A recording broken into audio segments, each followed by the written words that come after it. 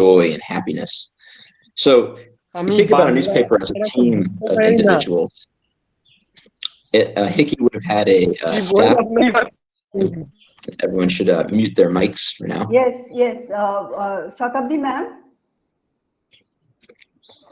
Ma'am, I have done the needful. Yeah, no worries. All right, yeah. So think about newspaper. Any newspaper is more than just one person. There's a whole staff of people working on a newspaper. So the newspaper is called Hicky's Bengal Gazette, but in reality, there's a number of assistants, there are helpers, there are printers, all working behind the scenes. And so the newspaper is printed once a week, and it costs 1 rupee. To give you a sense of how much that actually is, it's about 3 kilograms of rice. So 1 rupee, about 3 kilograms of rice. The newspaper was 4 pages long every week. It was 22 by 36 centimeters. Circulation was around 400 copies, but at this time, with low literacy rates and a small European population in the city, it was often read in coffee houses. So people read the newspaper as a group collectively. All right, now, Hicky was an Irishman, and a little point of history is for the first 40 years in India, all newspapers were run by Europeans before we sort of had the first Indian-owned and Indian-run newspapers. So the editor, Hicky, he arrives in India in 1773. It's a long journey. It takes 9 months of this time to go between England and Calcutta. So how did Hicky come about writing a newspaper? How did this newspaper really start? What was the reason? That's one of the questions I really wanted to find out when I began this research. So when Hicky, the editor, when he came to Calcutta, he tried to start a business, but the business failed. And by 1776, he was in jail for debt. And when you're in jail at this time in history, you have to pay for your own food, your own water, and your own rent while you're in jail. So you need a way to make money while you're inside your jail cell. So using money from a friend that he borrowed, he made types, he hired carpenters, and he smuggled in a printing press to the jail cell. And he started printing pieces of pamphlets, little notes, all from inside Calcutta's jail to make money.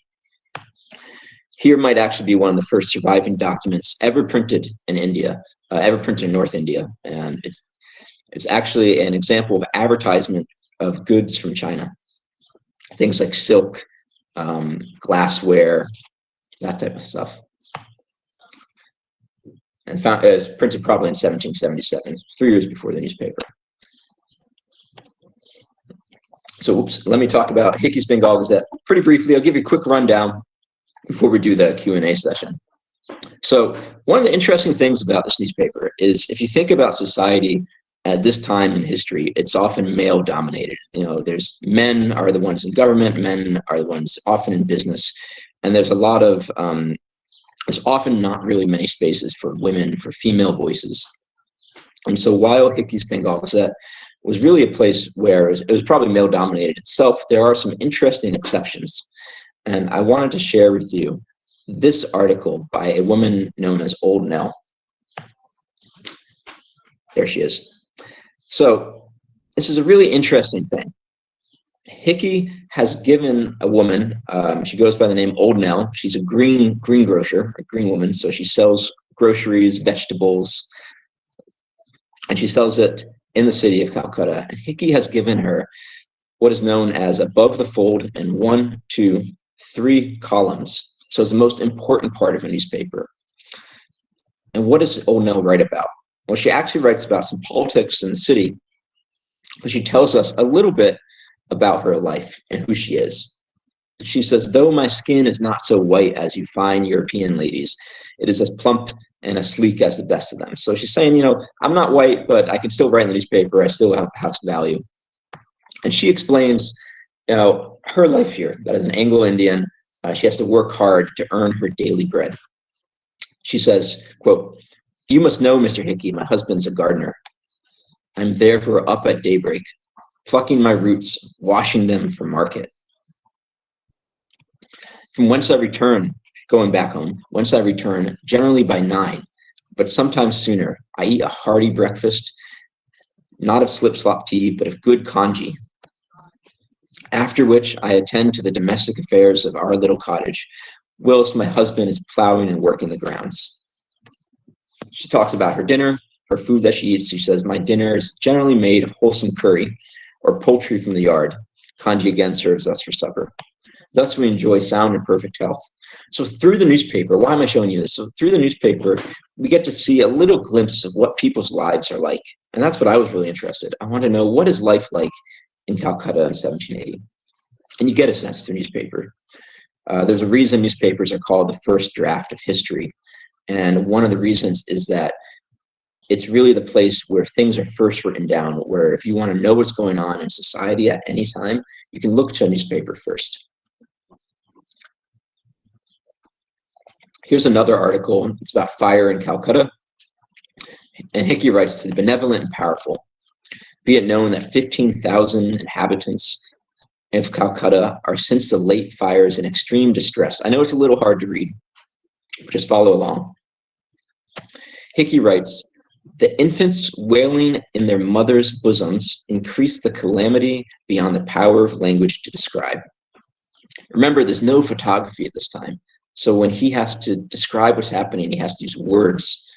So fire's happening, and he's writing to the governor of the city government, and he's saying basically, think upon the scene, you patrons of the unfortunate. Exert your influence, clothe their nakedness, and give them habitation. So he's asking this government to help the people affected by fire in the city, to give them clothes, to give them shelter. So one of the reasons I was interested in Hicky's Gazette was because it alleged that there is a large amount of corruption in British East India Company government. You might recognize these two people. We have Warren Hastings here on the left, and his wife, Marion Hastings. That's Governor General Warren Hastings. I'm sure you all know. Hicky accused them of corruption. He says, what man can be safe where such schemes are practiced? In response, Hastings prevents Hicky from mailing his newspaper through the post office. Disturb the peace of the settlement and is no longer permitted to be circulated. So there's a fight. We have a fight between the East India Company, and we have a fight between Hicky and the East India Company.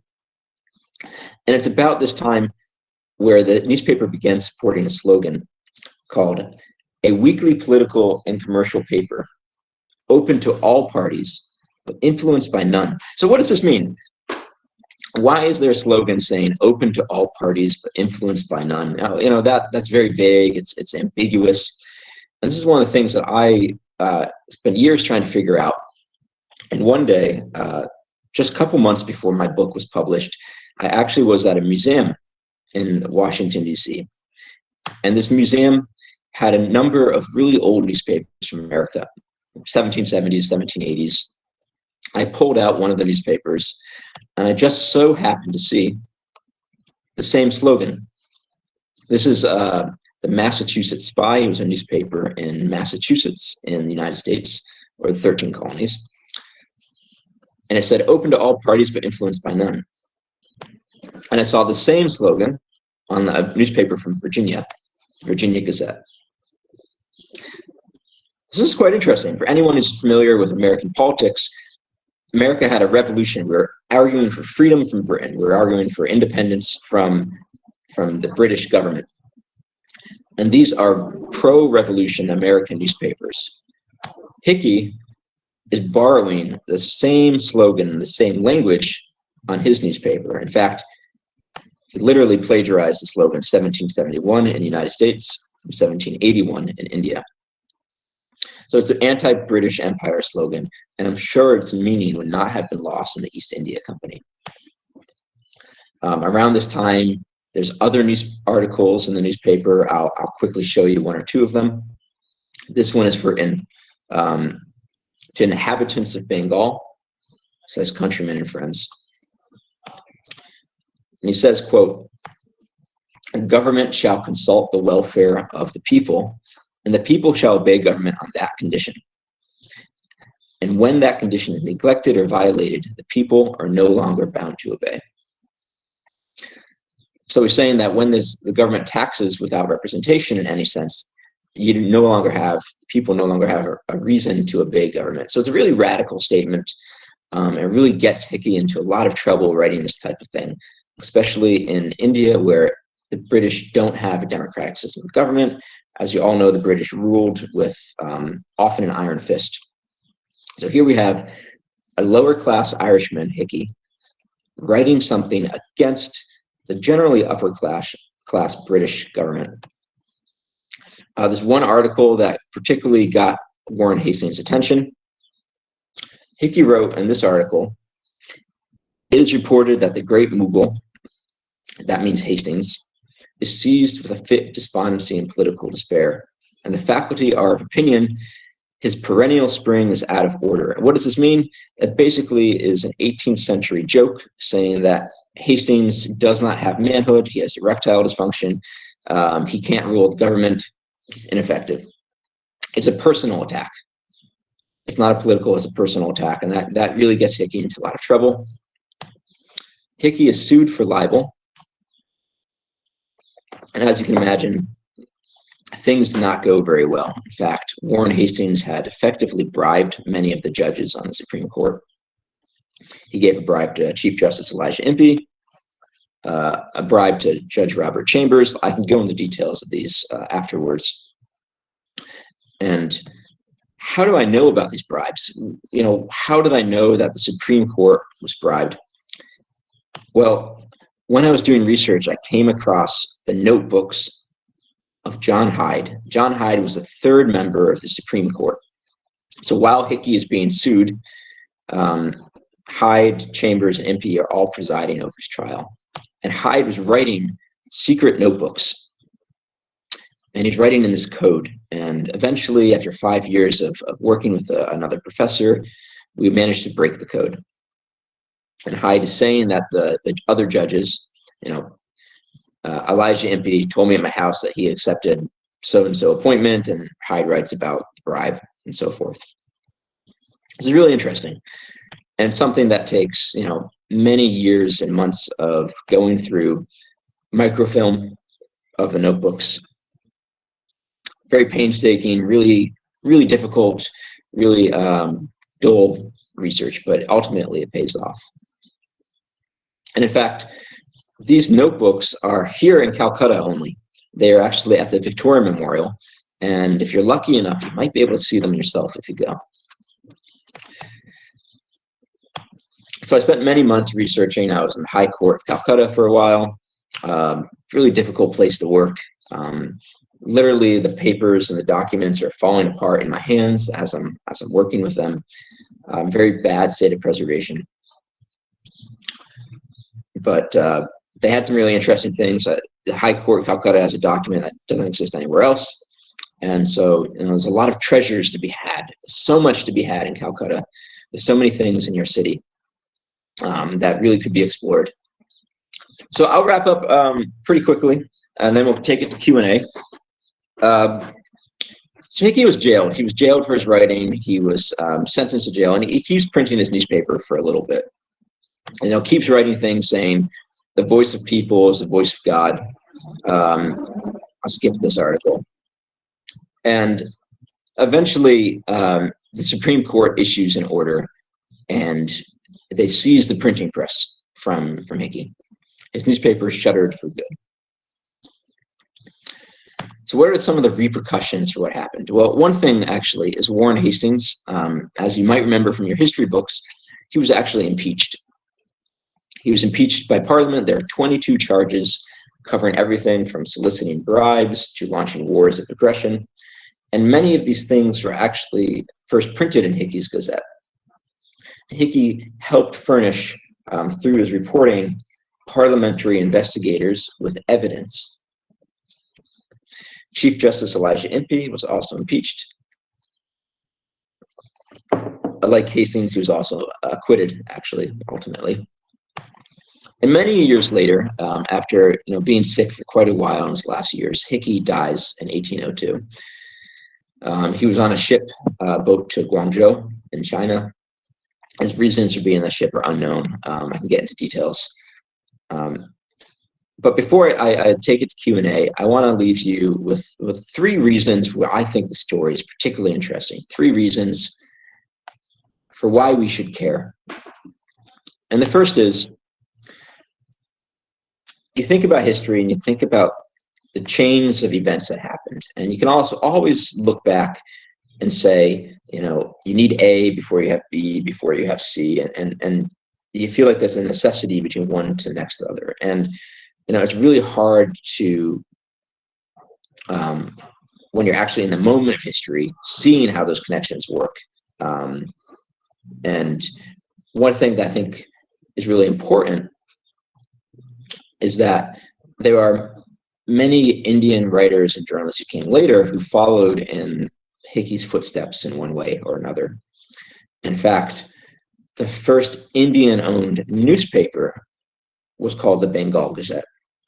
And that was founded by a man named Ganga Kishore Bhattacharjee. Unfortunately, as far as I'm aware, there are no copies surviving of the newspaper. So how do I know this newspaper, the Bengal Gazette, how do I know it's connected to Hicky's newspaper? Well, actually, Ganga Kishore Bhattacharjee worked with one of Hicky's assistants, a man named Paul Ferris. I remember when I said a newspaper is more than just one person, it's a whole team working together. So Paul Ferris was one of Hicky's assistants, and he was also a business partner with Ganga Kishore Bhattacharjee working on the Business Gazette. Sorry, the Bengal Gazette. So there's a connection there. And eventually you get Times of India, skipping 200 years of history. The second thing, I think we think of social media today, like Facebook and Twitter, as democratizing, but also as divisive. It brings us together, but it tears us apart. In the 18th century, a newspaper is often thought of in a very similar sense. Remember how I said that old Nell, a woman from a sort of a lower class background, she got a place in a newspaper, right? So it's democratizing. It allows more voices, but it also can divide society in a way. Hickey's newspaper was very political, and that led to conflict. And the third thing is, I think, one of the most important, it's that you have to think about where traditions of free speech come from. How are these traditions built over decade by decade and century by century? And you can look back to Hickey's Bengal Gazette as one example for where free speech in India comes from. So I'll leave it with that. After 5 years, 6 years of work, my book was eventually published, and I sort of was able to take all the stuff that I researched and got together and make it into a coherent story that I'm very proud of, and I'm very happy to share with everyone. So I think with that, I'll open it up to Q&A. I'll let your professors take over again, and I'm really glad to answer any questions you might have. Thank you so much, Andrew. I mean, that was very enlightening, and I'm sure the students have got an idea of the wealth of your research, behind this book. Before we take questions from them, I would request the students to please raise their hands instead of, kind of speaking altogether. Before you take the plunge, I'll just ask you one question, a couple of questions, just to warm them up. And because, Andrew, you trained as a journalist, and do you think James Augustus Hickey would fail as a journalist if you were to measure him with the yardstick of today's journalism ethics? Yeah, I think that's a great question. One of the things I think is really important to recognize is that there's 200 years of difference between us and our lives now and back then. So if we were to go into the past would be like, think about time travel. It would be a totally different place. It'd be a different world. It's like traveling to a foreign country. Everything's different. So that the standards and ethics that we use today are totally different than Hickey. And I would say that we have ethics often of objectivity, of fairness in reporting. those didn't exist. They just weren't a thing at this time.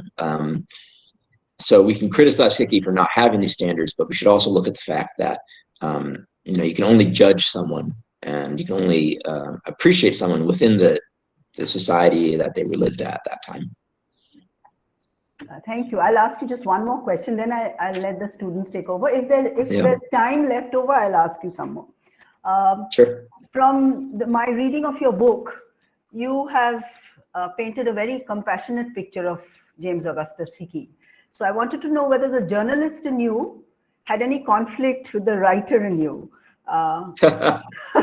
So. Yeah, I think that's a great question. There's this quote, I forget where it comes from exactly, and the quote basically says, our job as a journalist is to tell the truth as best we can in the most interesting way possible. All right. So we want audiences, we want readers to read what we say. There's no real point in writing something if no one reads it. But on the same hand, you have to always stick with the truth. So, I think there are many challenges in writing such a book like this, and one of them was, I have to keep it interesting. I have to make this a good story. I'm also beholden to the truth, but yeah, I think the short answer is there's a certain amount of personal, I do inject my own interpretation of things. I try not to very much. I do try to be critical of the sources, but ultimately it's a story. And whether it succeeds or fails, I'd rather it be judged as a story than as as like a scholarly article. So I think that was the ultimate point. The point was, I hope that everyone here would read the story, would read the book, and enjoy it. So that was the ultimate goal. That said, everything in the book is as true as and I painstakingly fact checked everything and try to make sure everything was accurate as possible. But it's written with intent to entertain. Yeah. Thank you so much. There's a question from Biplab sir. I'll just ask him to go ahead. Biplab sir, please read it. Thank you, ma'am. Thank you, sir, and our honorable teachers. And I love you all, students. I am a history student, so our point of view history. আমি সুদীপ্তা ম্যামকে request করবো ল্যাঙ্গুয়েজের যে ব্যবধানটা আছে তিনি যদি মেটাবার একটা চেষ্টা করেন। আমার কোয়েশ্চেন যেটা হচ্ছে, আমি যেটুকু পড়াশোনা করেছি তাতে দেখেছি ব্রিটিশ ইস্ট ইন্ডিয়া কোম্পানির প্রথম দিকে ভারতবর্ষে নিউজ পেপার ব্যাপারটা আসে, এটা একেবারে চাই। এক্ষেত্রে উইলিয়াম বোলস তার একটা বড় প্রমাণ, বাট সম্ভব প্রথম দিকে ব্রিটিশ ইস্ট ইন্ডিয়া কোম্পানি অনেক উচ্চপদস্থ কর্মচারীদের সাহায্য পেয়েছিল, সে ব্যাপারটা যদি স্যার একটু আমাদের গাইড করেন। Okay. Andrew, I know you did a basic course in Bangla, but I'll just, yes, it's been a long time. I'll just translate his question for you. He says that the East India Company initially, from his readings of history, did not want any newspaper to come onto the scene, so that there was no criticism of East India Company. And he mentions William Bowles, whom you have also mentioned in your book. And he says perhaps William Bowles was the first person to attempt such a newspaper before Hicky came onto the scene. Is that what do you say from your research? Yeah, I think that's accurate. Our records indicate that William Bowles, for those who don't know, William Bowles was a Dutch individual. He was also, if I correctly recall, what was called an East India Company servant. They would just use that word rather basically than employee. So he worked for the East India Company. And William Bowles, he tried to found a newspaper in 1772. So about, I think it was 1772, I'm working off memory, about 8 years before Hicky's Gazette. And he was pretty quickly deported by the company. The East India Company didn't want him writing, didn't want any type of information, and forced him out of India and sent him back to Europe. It's a really interesting story. It's unfortunately something that there aren't that many records that survive about that. And we have some knowledge and some details of why the East India Company deported bolts from India. But we don't really know sort of the full story behind what William Boltz wanted to say in the newspaper, why William Boltz wanted to found the newspaper. There's a lot that's really interesting. But yes, to answer your question, William Boltz was the first to attempt to found a newspaper. By all indication, he was not successful. He did not print anything. And then, 10 years later, Hicky comes to scene. Hicky's the first one to actually print. There's no indication that William Boltz actually even managed to get a printing press. So he had a lot of hurdles to go over and wasn't ultimately successful. Thank you. That's a good question. Shubham Chatterjee is one of our first year students, a freshman by American connotations. So I would ask Shubham to go ahead with his question. Thank you so much, ma'am, for the opportunity. Very good morning to Dr. Yes, go ahead. A very good morning to Dr. Andrew Otis. I have two questions for Dr. Otis. The first question is as I have understood that you have faced a lot of hurdles as far as sports censorship is concerned while conducting your research. So how did you manage to get through the obstacles to come up with your research? This is my first question. And the second question, what I want to understand from you is that I want to understand Hicky was tried under which defamation laws, and do you think that has changed? Indeed, that has changed in the present context. I mean, from 1780 to 2022, how the transformation has taken place. These are the two questions that I have for you. Thank you. Particularly, I'm really proud of your questions, and obviously you know your stuff, so that's awesome. So your first question was, some of the hurdles that I faced and how I tried to overcome them. I think there's often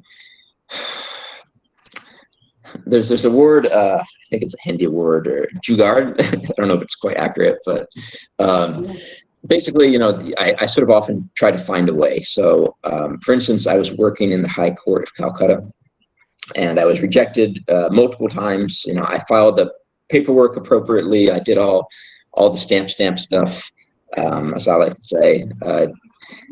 And they rejected me from doing research in the archives. And eventually I said to myself, okay, there's got to be another way. And I knew a teacher who had a friend who was a lawyer who knew one of the judges in the High Court. And so I used personal connections in that example. And I eventually got access. So often I would usually try to do things the official way. And when the official way didn't work, I would try doing things sort of the personal way. And I think that was a real lesson to me. When I started this book, I was not much older than you were. I was actually, I think, 22 or 23 at the time I started research. And I learned very quickly, what works and what doesn't. And often I had to get really creative and getting access to information. And a lot of these skills I sort of learned when I was an intern or when I was working in college as a journalist. Skills to say okay, maybe the official path is blocked. Maybe there's someone I know. Maybe there's some way I can get in that's different. And so I use that. To answer your second question, what defamation law Hicky was tried under? That is a great question. The answer is that when the Supreme Court of Calcutta was founded, they were working under English common law. So it was under English common law that Hicky was tried under defamation. I'm not an expert at India's current libel and defamation laws, so I can't speak to that. Maybe your professors could better than I could. But one of the things that's really changed in 200 years is that when Hicky was tried for libel, the prosecution only had to prove that Hicky wrote what he did and that what he wrote targeted who they said it did. So nowadays, when you have to prove, when you have to, at least in the United States and England, when you charge someone with defamation or charge someone with libel, you have to prove that the person who wrote it, had some type of ill intent, some type of malicious intent, some type of not doing due diligence, a reckless disregard for facts, some aspect of that, right? And at this time in history, it's much, much easier to prove, to find guilt for libel because you don't have the same requirements that you do now. And one of the really interesting things is at this time in history, there's a big fight, there's a huge fight, and Hicky was part of that fight over how you find and how you try defamation. And Hicky was one cog in a much bigger fight that in the United States ended basically with the First Amendment, which guarantees freedom of the press. And in England, it ended with a law in 1792, which basically said you need to prove intent or reckless disregard of facts in some way to find someone guilty of libel. So one of the things Hicky's doing in his trial, one thing that's really fascinating is actually he's basically saying to the jury, look, I know the law says you should find me guilty based upon what the prosecution has asked. But in reality, you need to judge my state of mind. You need to judge my intent. And that's the only way the jury should find him guilty. And in one of his trials, Hicky was successful. He actually convinced the jury of this. The rest he didn't. So it's really fascinating period of history. And, there's really fascinating law that's going on this time. And it's a really big changes are happening in the world. And I mean, they will continue to happen in defamation law for 200 years. I'm not an expert on that, but I can speak to this one area. But yeah, thank you for the questions. They're really good. I'm really happy you asked that question. Very detailed answer. I'm sorry if I got too much in the weeds, but thanks again.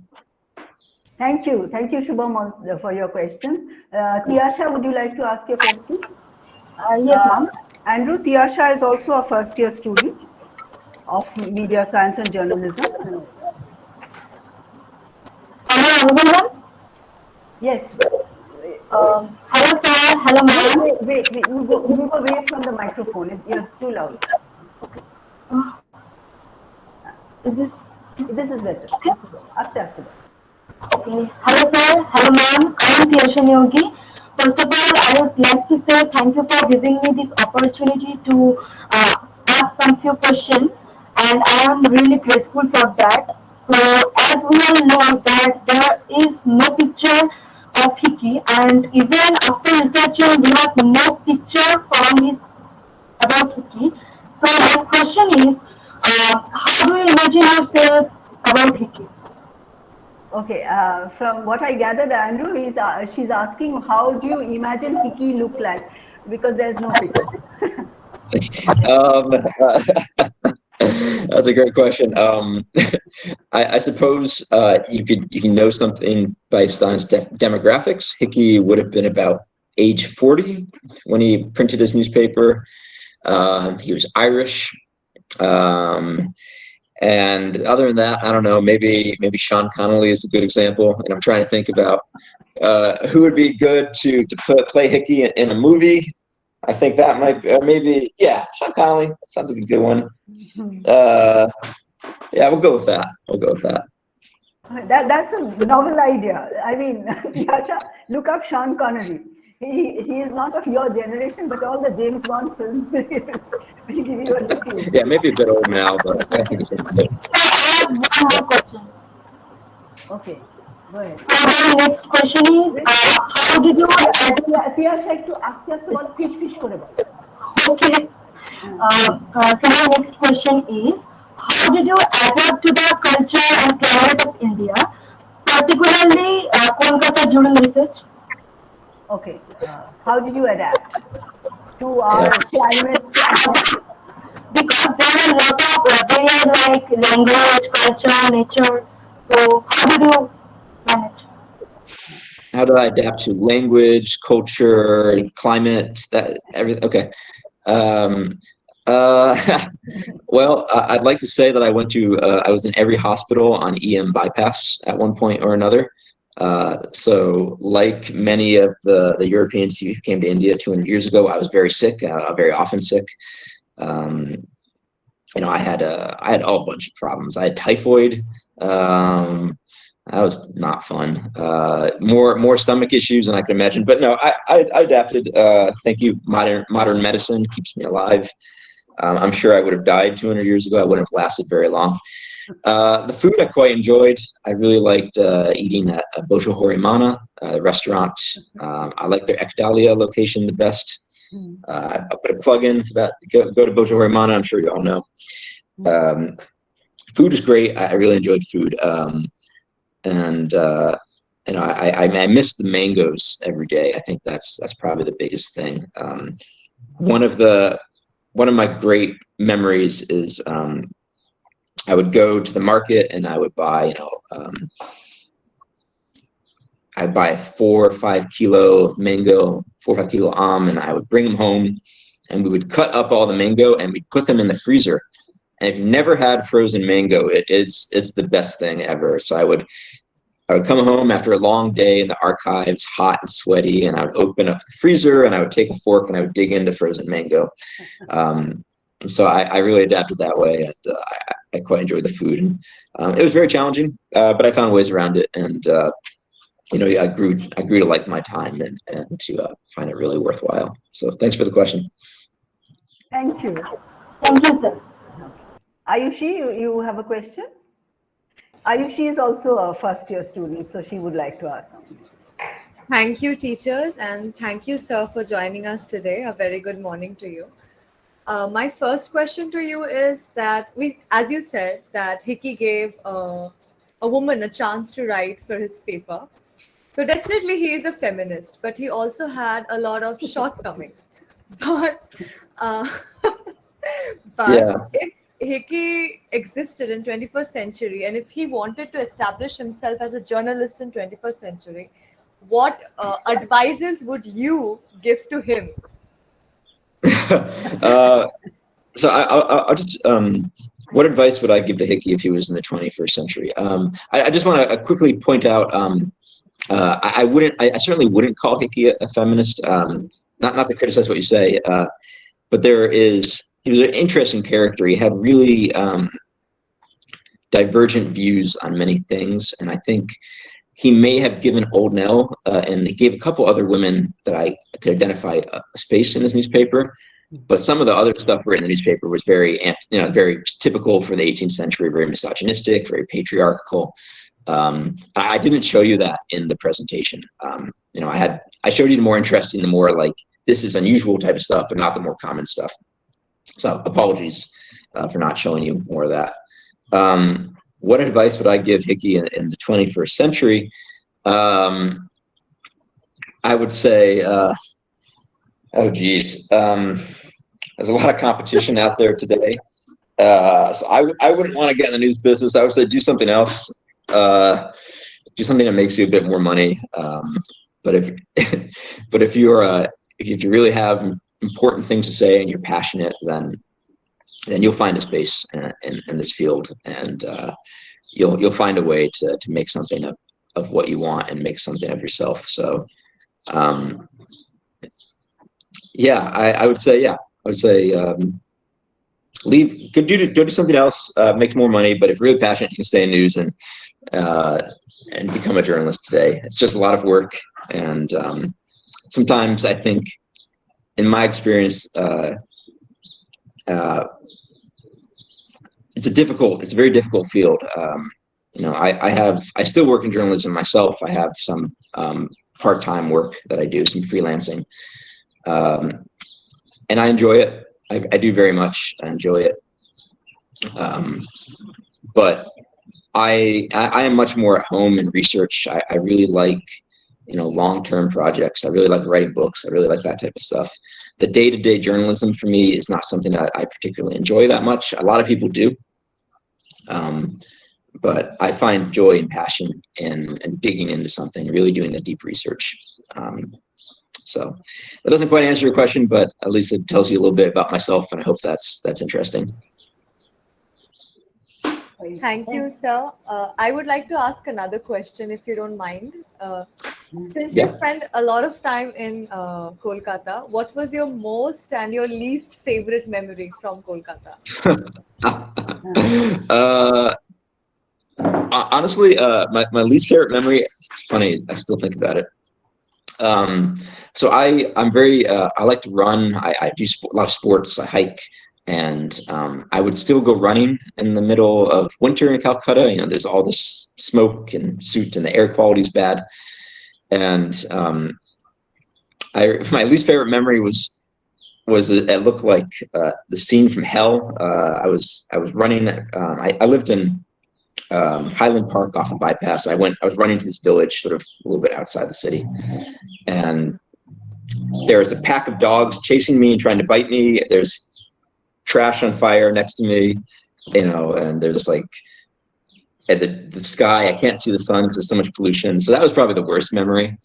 The best memories probably had to do with. I was really fortunate. I got to do a lot of traveling. So I really when I was I went to Meghalaya, and I got to go see living root bridges, the trees that grow roots over rivers. Those are really cool. And I got to meet a lot of really good friends in Calcutta. Some of one friend who just recently had a baby. So I think all the connections I made were really the best part. Thank you so much. Thank you. I'll request the others to quickly ask their questions. Samir, would you like to go ahead? Yes. Samir is also a freshman. I'll just take 1 second of time. I have just posted a link. Sorry for the interruption in between. I have just posted a link in the chat box. So I would request all the students to kind of fill up the feedback form for the purpose of documentation. Samir, you can please go ahead. Thank you so much, ma'am. First of all, very good morning, sir. So my question is, I have two questions basically. One in terms of research, and the second one is in terms of writing. So as if you're writing a book on history, which have a very big weightage and importance, so how initially you planned the research to happen, and how different it turned out to be till the end? My first question is this, and the second question is, after the research was done, how difficult it was you for as a writer to indulge all those research work into writing, which was more. So your first question was, how did I? Can you repeat the first question again, just to make sure I just how did briefly. you initially plan to do the research? I initially planned to do research. Yeah, so it was really ad hoc. I didn't have a plan. I think that's really interesting. There's actually some research that I was recently reading, basically saying that sometimes the best work comes after a long period of what's called like being in the wilderness for a while. You know, you don't really have a good plan. You're not really sure what's going on. You're sort of looking at lots of stuff, and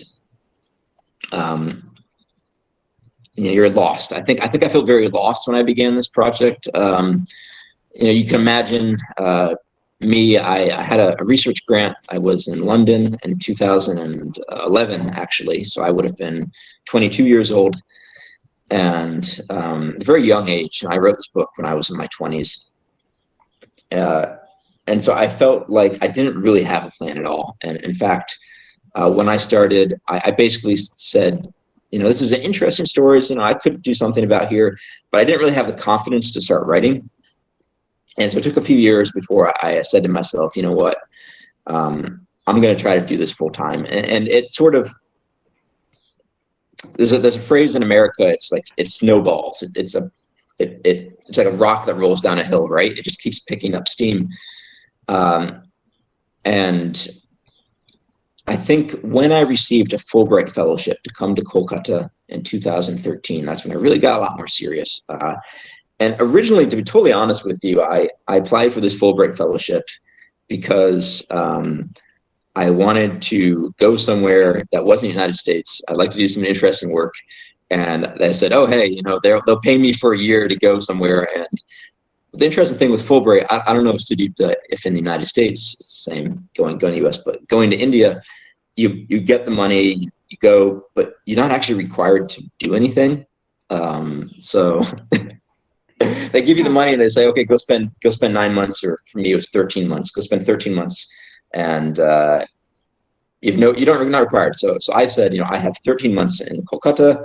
I might as well do something. So I'll start writing a book. That's how I really started. Your second question about transforming this from research to writing, I'll answer that by saying that, transforming things from research to writing is very difficult. And one thing that I was helped, and I think a lot of scholars are helped by, is there was some prior work on Hicky. There was P.T. Nair. He wrote a book on Hicky. It's less a book and more like a bunch of sources that he collected. And so I had some like starting ground, and then I kind of had a sense of Hicky's life, and I was able to like divide my research on Hicky based upon early life, middle life, later life, newspaper time, and by segmenting things into small sections, that helped a lot. That I was able to, you have this huge thing, right? I was able to really shrink it down, one big problem, into 100 small problems, and that's how I began transforming from writing, research to writing. Thank you, sir. Thank you, Sumit. Is there anyone else asking a question? Payal had raised her hand, but she's lost her internet connection. Is there anyone else? Correct me if I'm wrong, Sudipta. When you went Fulbright to US, were you teaching, or did you have to do any research? I was on a research fellowship. So I was in Virginia, and I was very close to where you were. My airport was Washington Dulles, and I've been in and out of that for many months.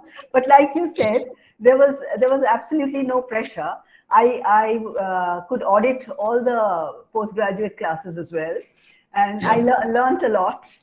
So, and every month I traveled to a different state. So during my stay, I got to visit many states. So that's nice. It was I think one of the most fulfilling fellowships that I have experienced. Yeah, I found personally. I found personally that given the freedom, even though I wasn't required to do anything, I mean, there's an expectation that you do work. It actually made it much more fulfilling, and actually helped the research so much more, not having to do budgets or timesheets or having to do all the bureaucracy and the paperwork and that. And I think I was not the only one. I think there's so many others that I knew who actually not having that a set requirement at the end really helped us do our work. And we actually a lot of the people I know had really cool projects that came out of this. Thank you. We have very little time, but there are 2 hands raised, so I'll just quickly take those questions. Biplab sir has a question. Shubham has a question. Very quickly, because we can't keep Andrew indefinitely with us. Okay. No, sir, আমি আর একটা question ছিল যে বেঙ্গল গেজেটের পরেই দেখা যাচ্ছে বেঙ্গল গেজেটের সাথে সাথে আরো 4টে নিউজ পেপার ক্যালকাটা থেকেই বেরোচ্ছে। সো এই 4টে নিউজ পেপারের সাথে হিকি নিউজ পেপারের কি কোনো বৈসাদৃশ্য রয়েছে, মানে কিছু পার্থক্য কি রয়েছে? ওগুলো কি বাংলা কাগজ ছিল, ইংরেজি কাগজ ছিল? আমি জাস্ট জিজ্ঞেস করছি। Andrew, Biplab sir says that around the time that Hicky's paper came out, Biplab sir's research found that there were 4 other newspapers, probably the ones you mentioned, that the Ferris connection maybe. Subsequently, 4 papers had come out. So he wants to know whether there was any connection between these papers, where there could have been any connection between Hicky's paper and these papers. Would these be talking about Indian language newspapers like Bangla? No, he says they were all in English. Now, Biplab sir? One thing, Calcutta Gazette. Okay. Okay. Yeah. So these, there's an India Gazette that came out about 10 months after Hicky's Bengal Gazette. There's a Calcutta Gazette, which was partially, to some extent, East India Company run, government run. That came out 1785, I think, 1784. There are connections between these two papers. The short answer is yes, there are connections. It's a small community of printers and writers, and so they often all know each other. And and sometimes, interestingly enough, they sue each other for different reasons. So yeah, there's connection. Hicky's was the first, but there were, after Hicky, a number of newspapers in Calcutta and Chennai and Bombay as well that came out within the next decade or so. Thank you. Arnab sir, you wanted to ask a question? Hi, Andrew. I can see the reflection of the sunlight on your face. So, good morning. Okay, so I'm going to play the role of a messenger. Actually, our program is also going live on YouTube. And one of the participants, Shubhankar Sarkar, he wants to ask, in today's world, the question of the neutrality of the global media is raised. Would such allegations have been made against newspapers in British India too? What would be your answer on this? Oh, that's a big question. Neutrality can mean many things to many different people. I was just watching a clip from, I think, Republic TV. What's the guy, Arnab Goswami? What's his name? Anyways, that was like something else. My point is, at this time in history, a lot of newspapers, in fact, almost every single one of them are in some ways, if not partisan, they're ideological in a way. They tend to have often a general point of view, and there's not really a separation between news and opinion. And I think one of the biggest changes, and I think one of the most important changes in terms of, I won't really use the word neutrality. I tend to favor, fairness or objectivity to some extent. And one of the biggest changes over the last 100 years, at least in the United States and in some countries, is the increased separation of news and opinion. And a lot of research, and some of my own research, actually, my dissertation focused on this, indicates that when a news organization, when it is very clear in separating what is news and what is opinion, news consumers, people often find that news to be more credible, to be more trustworthy. So, I don't have a personal opinion on whether news organizations should be neutral or objective. I think there's more value personally in news organizations being objective. Frankly, because I think that if you're overly trying to be overly persuasive, overly opinionated, people will find that to be not credible, and then it doesn't really work. And I think there's more value when there's separation, and when there's clear lines between what is opinion and what is straight news. And of course, that's a very big topic, very challenging topic. And a lot of things have changed, especially in the last, particularly from the last 100 years. And even I think one of the really interesting things in perhaps the last 5-10 years is with the way that the media economy is online. Newspapers and organizations that all want to get the most clicks. They want to get the most engagement. And one of the ways to do that is to write sensationalist, opinionated content online. And I think in some ways we might be shifting from a model of news where it used to be more objective to a model where it's actually in some ways more like what it was during Hicky's time, where there's more mixed opinion and news together.